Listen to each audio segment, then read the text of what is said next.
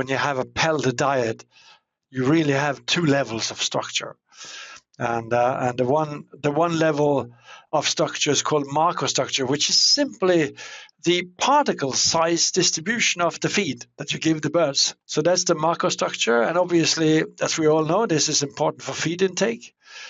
While the microstructure is a completely different type of structure, because this is really that particle distribution of the dissolved pellets once they have been eaten, and they dissolve in the crop and the gizzard. Then you have, the pellets consist of some particles, so there's simply the distribution of size of those particles.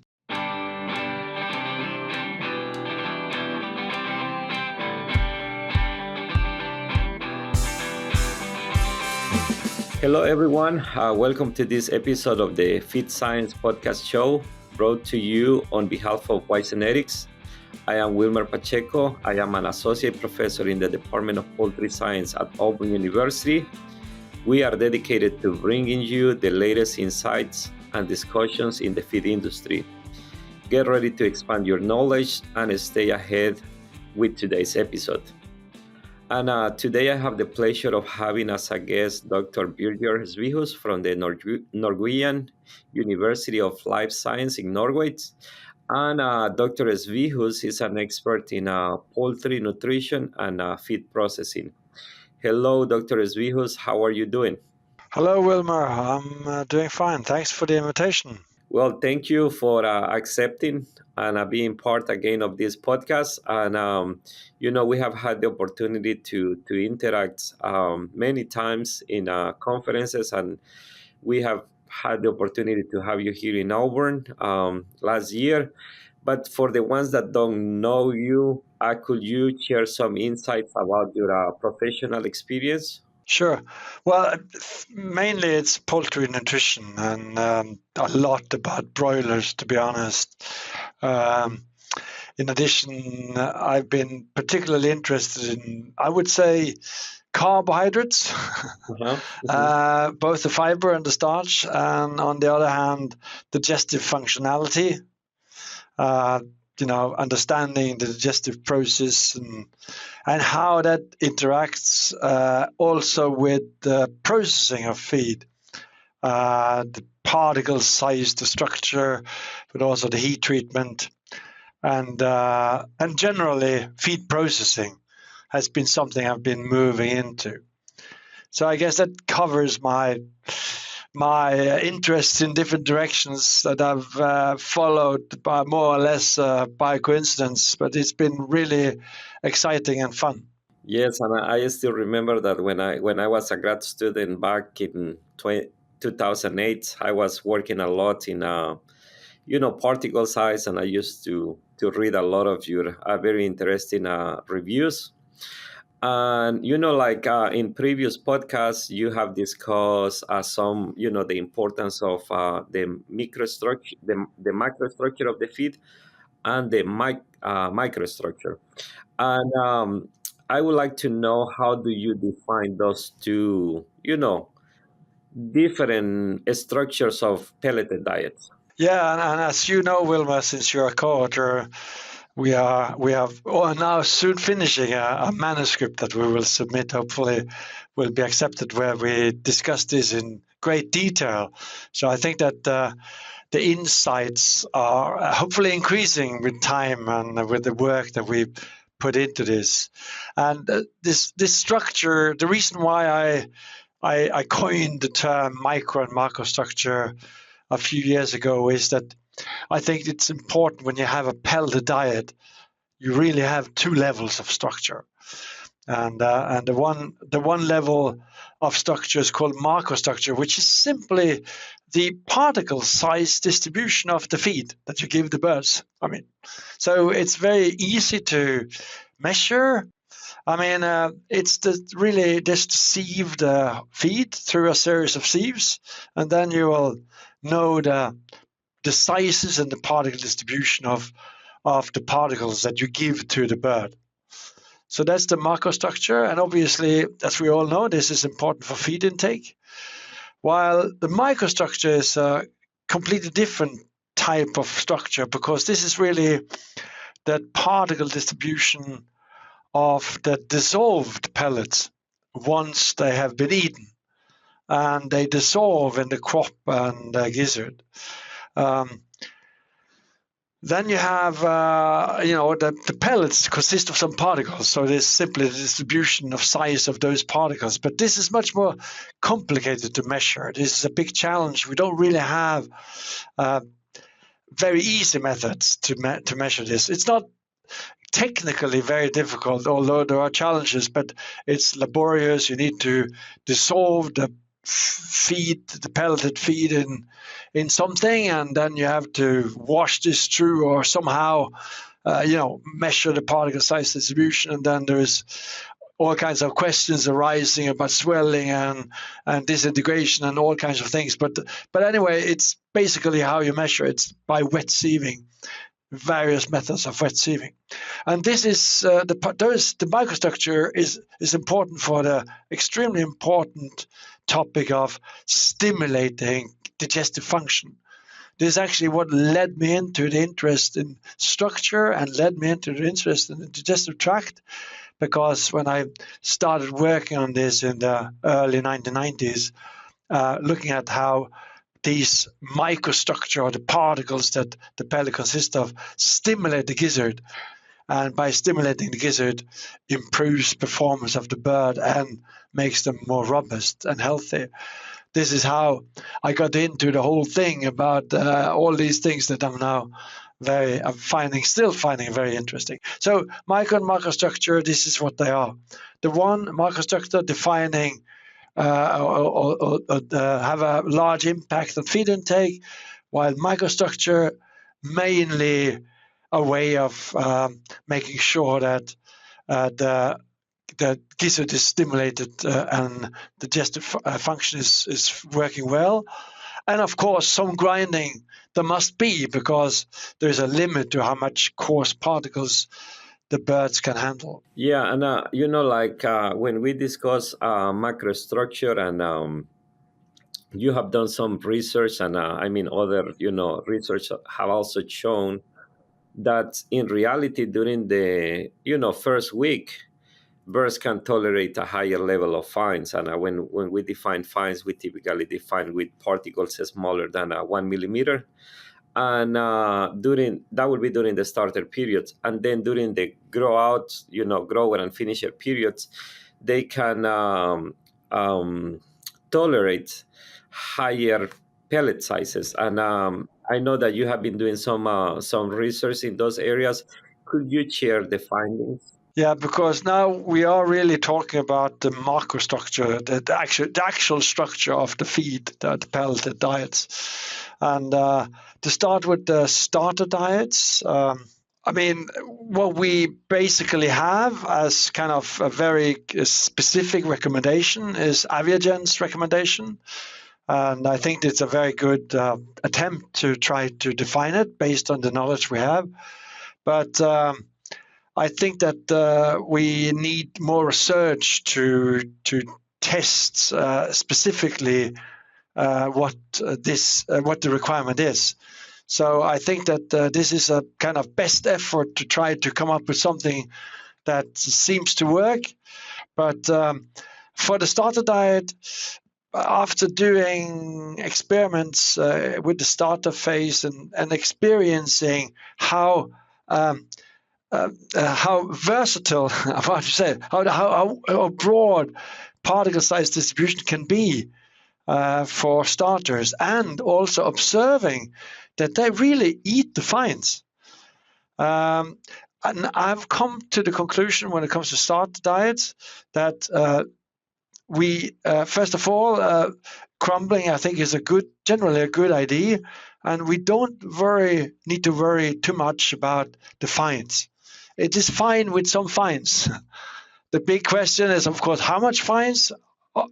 Possibly there is a maximum, but there's been many papers, particularly in the US, published showing a rather high amounts of fines showing that the birds are able to tolerate the fines. I think what you're discussing is very important, because even in my own experience, some feed mills that repelled the fines on crumble diets, they just repelled those fines many times. So you end up with a really good crumble size, but then the feed could be, some of the nutrients in that feed could be damaged due to, excessive heat treatment. Exactly. And we did a very small observational study, hasn't been published, at least not yet. But what we did actually from day old, this was observational. It was a pilot study, I would say. We from day old, we gave the broiler chickens access to 5 different feeders placed in the pen, in the pens, and with for each pen, each feeder, we had a different particle size. We had smaller than 1.6 millimeter. We had 1.6 millimeter to 2.8 millimeter. We had 2.8 to 4 to 4.8, and larger than 4.8, because we used a 5 millimeter pellet. I think if this was 5, this is what we used. And so the birds could choose. They could eat exactly what they wanted. The performance was excellent in the birds. They were growing extremely well. And guess what they actually preferred the first 10 days of those particles? The intermediate, I will imagine, 2.8. You should think so, but the amazing thing, and every day the feeders were replaced in different places, and always made sure there was all the feeds were present and so forth. But they actually preferred the particles smaller than 1.6 millimeter. It was amazing. It's like 50% of what they ate. Remember, they could choose. They could get exactly what they want. They wanted to eat the fines. It was very surprising. This was just one observational study. It needs to be repeated in a more with more replication, but it supports conclusions we've made from more and also now published studies with the starter diet, where we, by using a crumble 5 millimeter starter pellet, we saw that the birds were actually eating all particle sizes, including larger than 4 millimeter. We're talking about 5-day-old broiler chickens. They were eating. Again, we did the same experiment there. Again, they were able to choose which particles they wanted to eat, and the difference in consumption of the larger than 4 millimeter and the 2.8 to 4 was not large. And the fines also, very little variation in what they were eating. They seem to be generally more robust than we have thought. And I guess that it kind of makes sense, because remember that the day-old chickens, they are not resting. They don't spend so much of their time resting. They're more eagle. They move more around. Yeah. They're eating. The requirement for eating compared to the time they're willing to stand is much better. The ratio is much better than later. At the later ages, they get up to using 80% of the time resting, right? So they are of course heavier. They're more lazy. I mean, it requires more to stand up. So then structure and too much fines becomes a more critical matter. Yeah. But I think in the starter phase, my thinking now is that we should be the least worried with fines in the starter diets. Of course, if it's only fine powder, we know it doesn't work. Yes. So there must be some larger particles to stimulate the feed intake, but they also will eat the fines. And now that we are discussing macrostructure during that starter phase, do you have any preferences between, or what will be your suggestion for the industry between using crumbles or micro pellets? Because you also have seen that, a good segment of the industry also likes micro pellets. Obviously, it crumbles. I don't believe in micro pellets at all. I mean, mainly because it requires a lot of effort to pellet those diets. And when you do that, you use a lot of energy, and you may overheat the pellet, destroying enzymes, destroying vitamins. Maybe in a European setting, you can also risk a too hard pellet that they don't want to eat. It's actually a very common problem here in Europe, where we use such a lot of wheat, that the pellet is actually becoming too hard. They just throw it around instead of eating it, and they waste a lot of feed. So I know that's not necessarily a big problem in the US with your maize-based diets, but still, I think that I now think that we can maybe just use one pelletize, and then we can crumble that pellet. Let's say a 5 millimeter or 4.8, which is not too uncommon use in the US, you understand. But crumble that 4.8 millimeter pellet for the starter, and then move to pellets. Because this is what we did in several experiments we've been carrying out. At 10 days of age, we have shifted to 5 millimeter diameter pellets, 6 millimeter long, and very high durability, typical European wheat-based diet. So very hard, durable pellets, not a lot of fines. And they are perfectly able to eat such a large pellet from 10 days of age. Yeah, and I also agree with you, Dr. Svihus, because in my opinion, like you're saying, it's when we make these micro pellets, we just lose a lot of throughput in the pellet mill. But the other thing that is important, I think, to remember is that when we make those micro pellets, we also need to grind finer.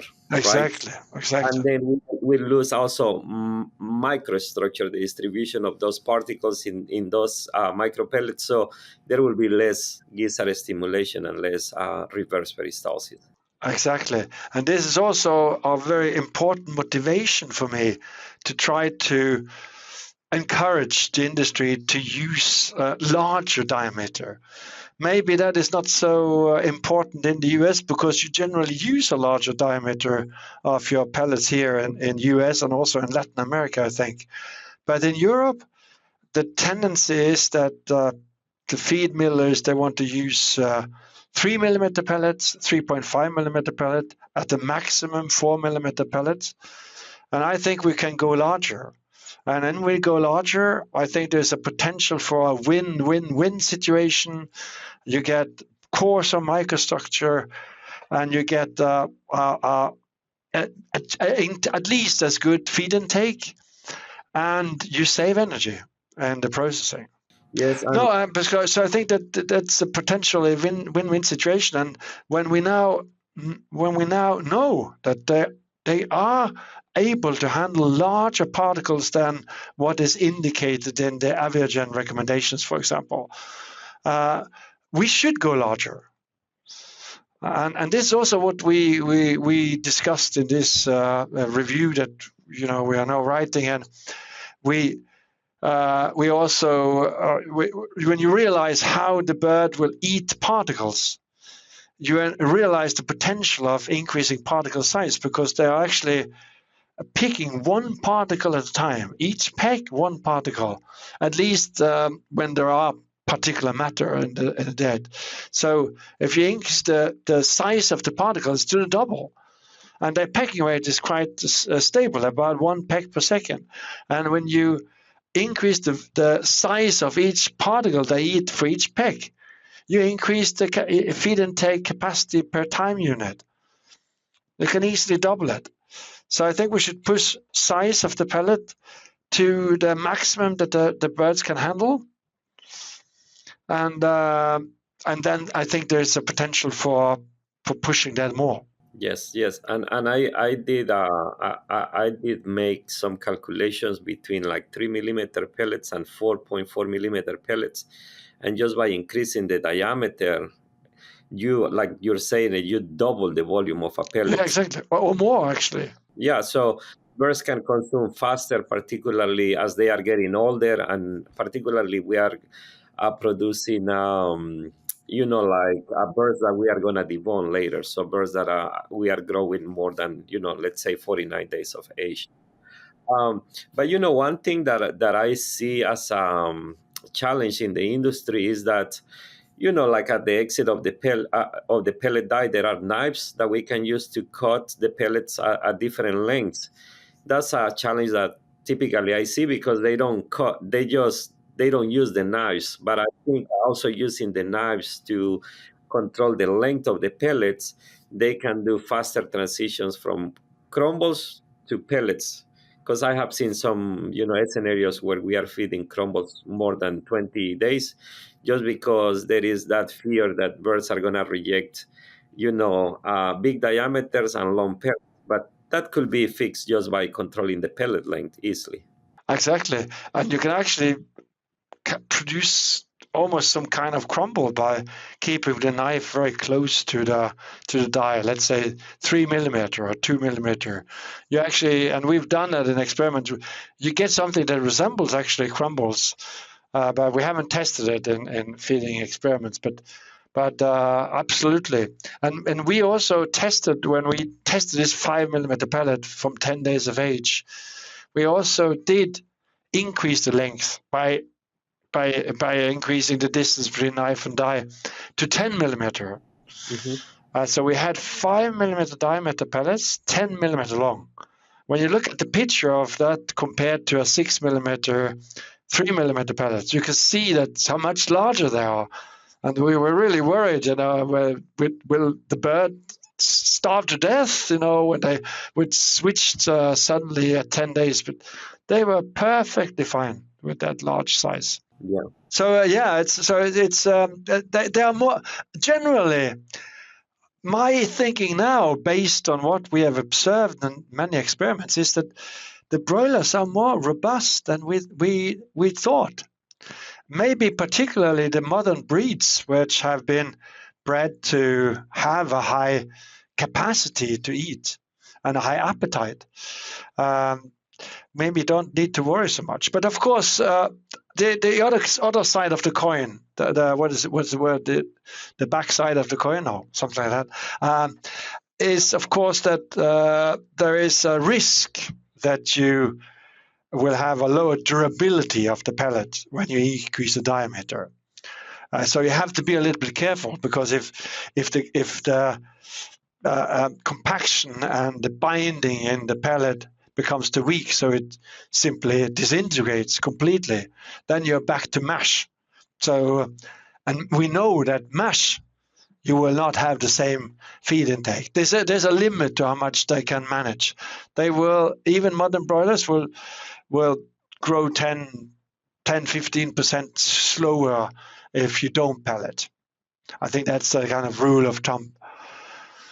So there's a limit, and you have to manage to balance that sufficient amount of coarse particles and not too much fines, so that you still have a maximized feed intake.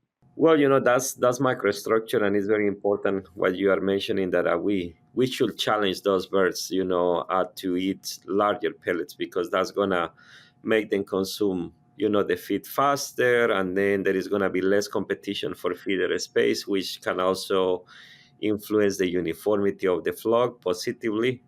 What about microstructure? What are your thoughts? Because in Europe, some companies use whole wheat in the diets. I have seen some research using whole sorghum. In the US, we use coarse, corn.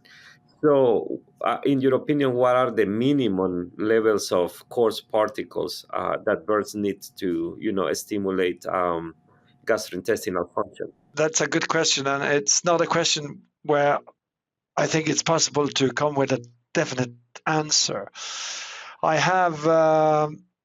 We see that if you go from, first of all, I think that particles need to be larger than somewhere between 1 and 2 millimeter in order to really have a strong stimulating effect on the gizzard. So ideally, I think that ideally we should have some particles larger than 2 millimeter in diameter in the microstructure.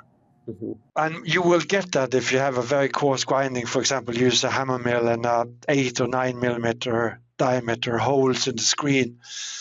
You will get a significant amount of particles larger than 2 millimeter. And we've seen that going from, let's say, only 5% particles larger than 2 millimeter to 15-20% particles larger than 2 millimeter. You can see significantly more muscular gizzard. So you see that it's stimulated, which I think is good. It supports the normal functionality of the gizzard. Yeah. But whether particles also between 1 and 2 millimeter stimulate the gizzard is not 100% sure. But I've made myself a rule of thumb, which is more or less,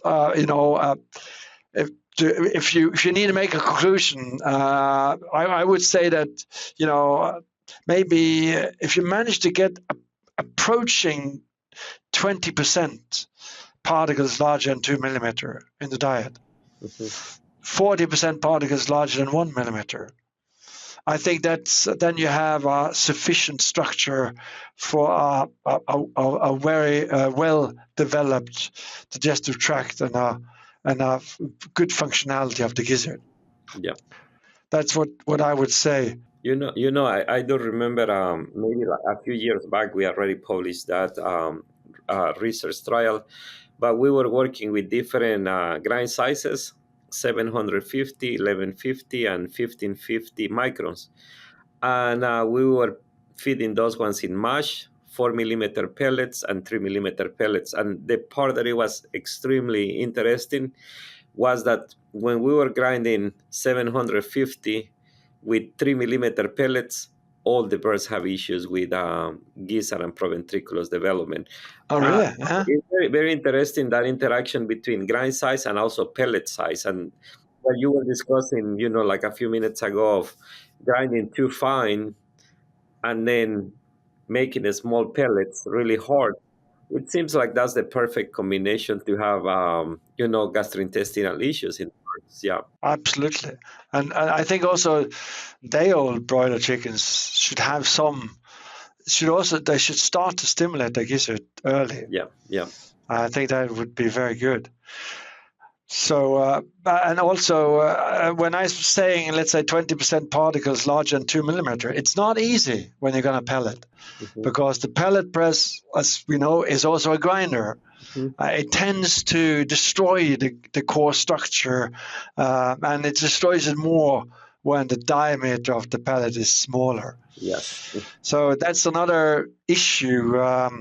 But there's a potential great win-win here, because very coarse grinding, saving energy, large pellet diameter, saving energy, and at the end, hopefully, ideally, a diet that's actually cheaper but better. Yes. Right. So there should be some. I think there's some potential here, at least, to twist processing in that direction. Yeah, it is true. Because, like if you are grinding fine and then you are using micro pellets or small pellets, let's say if you are spending $5 extra per ton of feed, you need to, I don't think that you can get back that money in performance, because actually what the research shows is that the performance is going to either be equal or is going to go down as you reduce the particle size too much, or if you reduce the diameter of those pellets too much. Yeah. But one thing that probably I need to ask directly is, like, in your opinion, what is more important, macrostructure or microstructure? I think in Europe there's been a lot of focus on microstructure. Everybody understands the importance of microstructure now, which is really good. And you see some traveling around Europe and uh, countries like Bulgaria, for example, where I was last fall and with the feed mill. They really had understood the importance of coarse grinding. It was a very nice structure of both the mash layer diets and the pelleted broiler diets.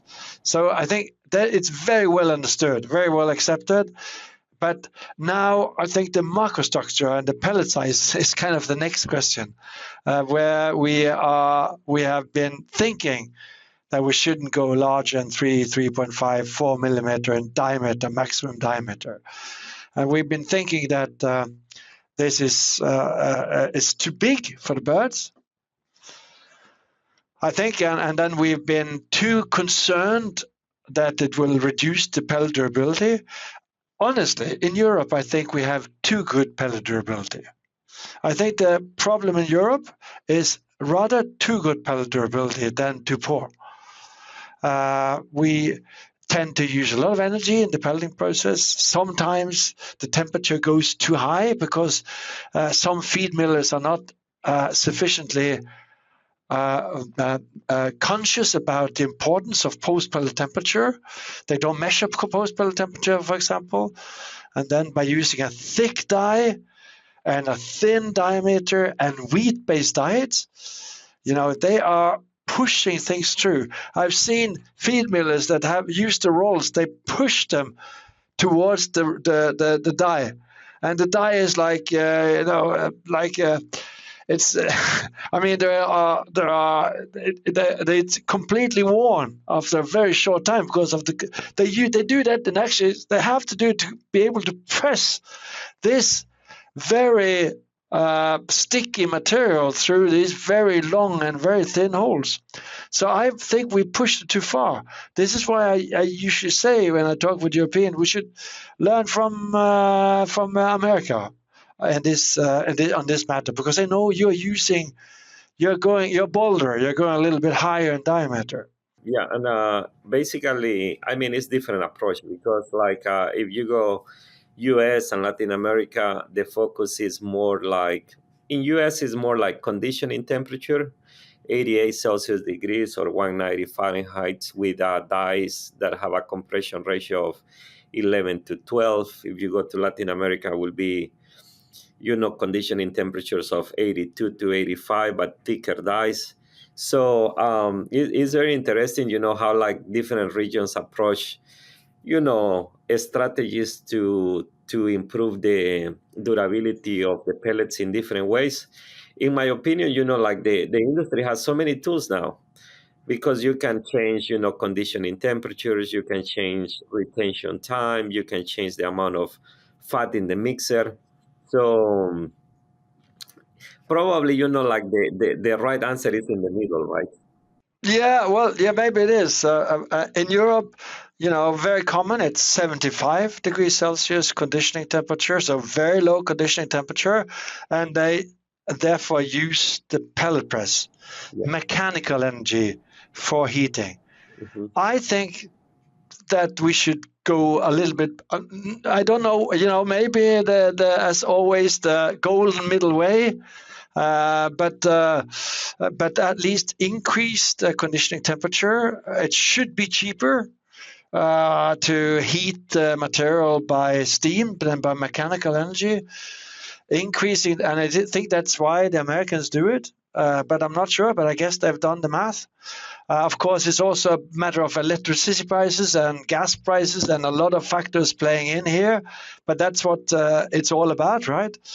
But increasing the conditioning temperature and then using a thinner die and a larger diameter, you can achieve the same, but potentially in a better way. Yeah, and like something that comes to my mind too, I don't know really well the feed mills in Europe. In the US, we don't add any water in the mixer. And I'm not sure if in Europe or other regions they use water. And sometimes, feed mills use that water to compensate for the losses during the storage and during grinding.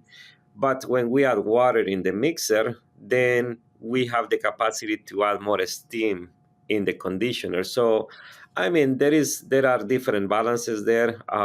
My advice always is, if you are adding 1% water in the mixer, add it with something else, with a surfactant, with a mold inhibitor, with something to control salmonella. But if you are adding 1%, just add 0.5% instead, and add 7 extra, Celsius degrees in the conditioner in a way that helps you to improve pellet quality. But there might be some differences in water addition, in the system too. Yeah, I know in Europe, at least some feed mills I've visited, they actually add water, but they add water to adjust for variations in the dry matter content in different ingredients, which I think is a very good idea, because you have to understand. I mean, if you want us to keep control of a stable pellet durability, for example. I mean, if the maize is 13% moisture compared to 10, it's a different material. The grinding is different, and but also the conditioning and pelleting factor. So to adjust for these things is a good idea, and some do it automatically. I think that's what I've heard, which is a very fascinating technology. Can potentially have a very stable pelleting when raw materials change. Yeah. What I have seen is that some companies have like a moisture analyzer inside the mixer, and then they just fix the amount of moisture leaving that mixer to, let's say, 12.5 or 12.8, and depending on the moisture content, then the system adds different levels of moisture to the batch. Yeah, it's a good idea. Yeah, it is. Then you don't need to. Then you can keep the conditioning the same, and you should have more a stable and similar durability of the diet all the time, because that's also something we know that generally changes is not good. I mean, but the birds get used to some kind of structure, they sometimes hesitate if the structure changes, and that gives them a kind of they lose momentum a little bit. Also because the diets are changing, right? The levels of corn and soybean meal and other ingredients is going to be changing depending on the phases. So, yeah, I think it is a good idea, like to balance that moisture. It's time for our famous 3.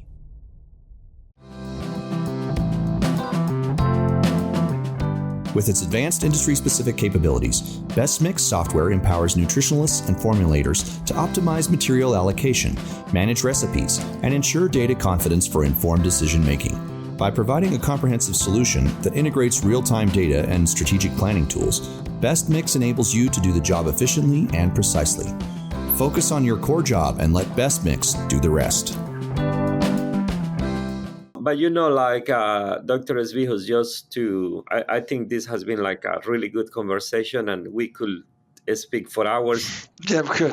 But just to finalize, I would like to maybe get your opinion on what advice would you give to students listening to this podcast on how they can prepare better for a successful career in the animal and feed industry. I know that several students like to listen to this podcast, and I always like to provide some advice to them. Well, I mean, first of all, congratulations in choosing a very, very important topic of utmost important for the well-being of mankind. What would we be without food? And animal products are a very important, essential part of it. So motivation, I mean, and should be a good motivation for doing a good job, because it's easy to see the importance of what we're doing. Beside, I think that I would say that the basics. Make sure you understand the basics. I mean, don't think that basic nutrition or basic chemistry even is a waste of time. I think that a good knowledge-based foundation is very important. And if you don't see it, you will see it later, right? If you don't see it while you study it, you will see it later, because it helps you reason. And that's the other thing. Always, to reason, to train your ability to reason, to analytical thinking, is actually very important. And by doing that, you can really make changes, and it's more fun to learn, and you can actually, really make a significant contribution by just thinking. So it's not only about practical solutions, well, of course, which is also about thinking, but it's also about the creative mind, to nurture the creative mind and be driven by curiosity. Is really a very then everything is fun, right? Then it's fun to study, it's fun to work. When you are curious, when you always think about, can this be done better? And when you study, you ask questions while you study.